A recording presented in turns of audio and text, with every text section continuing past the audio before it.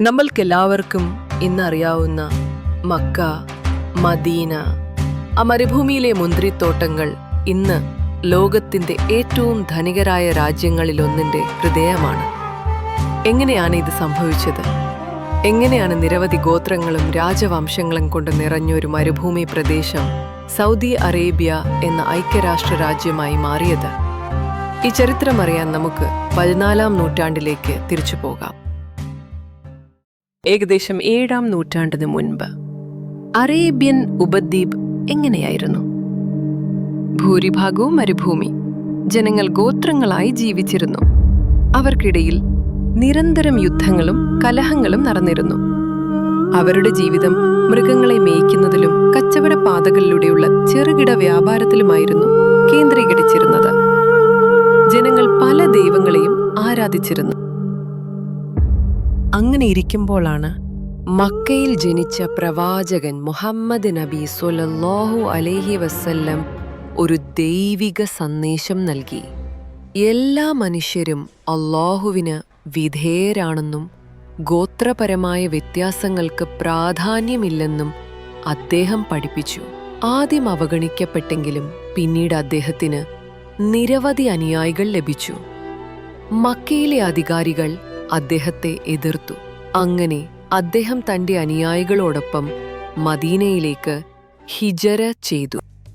മദീനയിൽ നിന്നാണ് ആദ്യത്തെ ഇസ്ലാമിക രാഷ്ട്രം രൂപീകരിച്ചത്. ഇത് അറേബ്യൻ ഉപദ്വീപിലെ എല്ലാ ഗോത്രങ്ങളെയും ഒരുമിപ്പിക്കാൻ തുടങ്ങി. പ്രവാചകൻ മുഹമ്മദ് നബി സ്വല്ലല്ലാഹു അലൈഹി വസല്ലമിന്റെ നിര്യാണത്തിന് ശേഷം ഖലീഫമാരുടെ കീഴിൽ ഇസ്ലാമിക സാമ്രാജ്യം അതിന്റെ പരകോടിയിലെത്തി. ഡമാസ്കസ്, ബാഗ്ദാദ്, കൈറോ എന്നിവിടങ്ങളിൽ നിന്നാണ് ലോകം ഭരിച്ചിരുന്നത്. മക്കയും മദീനയും ആത്മീയ തലസ്ഥാനങ്ങളായി തുടർന്നു. എന്നാൽ ക്രമേണ ഈ സാമ്രാജ്യം പല ഭാഗങ്ങളായി വിഭജിക്കപ്പെട്ടു. അറേബ്യൻ ഉപദ്വീപ് വീണ്ടും പ്രാദേശിക ഗോത്രങ്ങളുടെയും ചെറുരാജാക്കന്മാരുടെയും നിയന്ത്രണത്തിലായി. ഓട്ടോമൻ സാമ്രാജ്യം ഹിജാസ് പ്രദേശം മക്ക, മദീന ഉൾപ്പെടെ കീഴടക്കി ഭരിച്ചു. അങ്ങനെ 1744-ൽ ഒരു ചരിത്രപരമായ ഉടമ്പടി ഉണ്ടായി. റിയാദിലെ ഭരണാധികാരിയായിരുന്ന മുഹമ്മദ് ബിൻ സൗദിനെ കണ്ടുമുട്ടിയ മുഹമ്മദ് ബിൻ അബ്ദുൽ വഹാബ് എന്ന പണ്ഡിതൻ അദ്ദേഹം ഇസ്ലാമിന്റെ പഴയ പരിശുദ്ധമായ രൂപത്തിലേക്ക് മടങ്ങണമെന്ന് വാദിച്ചു. ഇതിനെ വഹാബി പ്രസ്ഥാനം എന്ന് വിളിച്ചിരുന്നു. മുഹമ്മദ് ബിൻ സൗദ് അദ്ദേഹത്തിന്റെ ആശയങ്ങൾക്ക് രാഷ്ട്രീയ പിന്തുണ നൽകി. ഇതൊരു ശക്തമായ സഖ്യമായി. അവരൊരു രാജ്യം സ്ഥാപിച്ചു. പക്ഷെ 15 വർഷത്തിനുള്ളിൽ ഒട്ടോമൻ സാമ്രാജ്യം അത് തകർത്തു. ശേഷം 1902-ൽ ആ പഴയ സൗദ് കുടുംബത്തിൽ നിന്നുള്ള അബ്ദുൽ അസീസ് ഇബ്ൻ സൗദ് അദ്ദേഹം വെറും 22 പേരുമായി റിയാദ് കോട്ട പിടിച്ചെടുത്തു. ഇത് അദ്ദേഹത്തിന്റെ പോരാട്ടത്തിന്റെ ആരംഭമായിരുന്നു.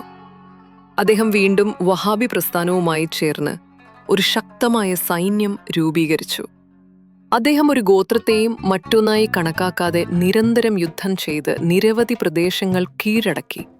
അൽഹസ്, അസീർ, നജ്ദ് എന്നിവ പിടിച്ചെടുത്തു. 1925-ൽ ഹിജാസ് രാജ്യം, അതായത് മക്ക, മദീന ഭരിച്ചിരുന്നതായ രാജ്യം അദ്ദേഹം പിടിച്ചെടുത്തു. അങ്ങനെ മക്കയുടെയും മദീനയുടെയും അധിപനായി. 1932-ൽ എല്ലാ പ്രദേശങ്ങളെയും ഒരുമിപ്പിച്ച് സൗദി അറേബ്യ രാജ്യം ഔദ്യോഗികമായി പ്രഖ്യാപിച്ചു. രാജ്യം സ്ഥാപിതമായതിനു ശേഷം 1938-ൽ റിയാദിനടുത്ത് വലിയ എണ്ണ നിക്ഷേപങ്ങൾ കണ്ടെത്തി. ഈ കണ്ടെത്തൽ സൗദി അറേബ്യയുടെ ഭാവി മുഴുവൻ മാറ്റിമറിച്ചു. ലോകത്തിലെ ഏറ്റവും വലിയ എണ്ണ ഉൽപാദക രാജ്യമായി സൗദി മാറി. ലോകത്തിന്റെ എല്ലാ രാജ്യങ്ങളുമായും അത് സൗഹൃദം സ്ഥാപിച്ചു. മരുഭൂമിയിലെ ഒരു രാജ്യം ലോകത്തിന്റെ സാമ്പത്തിക ശക്തിയായി ഉയർന്നു. നമ്മുടെ കഥ ഇതോടെ അവസാനിക്കുന്നില്ല, മറിച്ച് ആരംഭിക്കുന്നു. ഒരു മരുഭൂമിയിൽ നിന്ന് ലോകത്തിന്റെ ഒരു പ്രധാന ശക്തിയായി സൗദി അറേബ്യ എങ്ങനെ മാറിയെന്നതിന്റെ ചരിത്രം വളരെ രസകരമാണ്. ഈ കഥയെക്കുറിച്ച് നിങ്ങൾക്ക് എന്തെങ്കിലും ചോദ്യങ്ങളുണ്ടോ? കമന്റ്സിൽ പങ്കുവെക്കാമോ? ഈ വീഡിയോയ്ക്ക് ലൈക്കും ഷെയറും ചെയ്ത് ഞങ്ങളുടെ ചാനലിൽ സബ്സ്ക്രൈബ് ചെയ്യാനും മറക്കരുത്.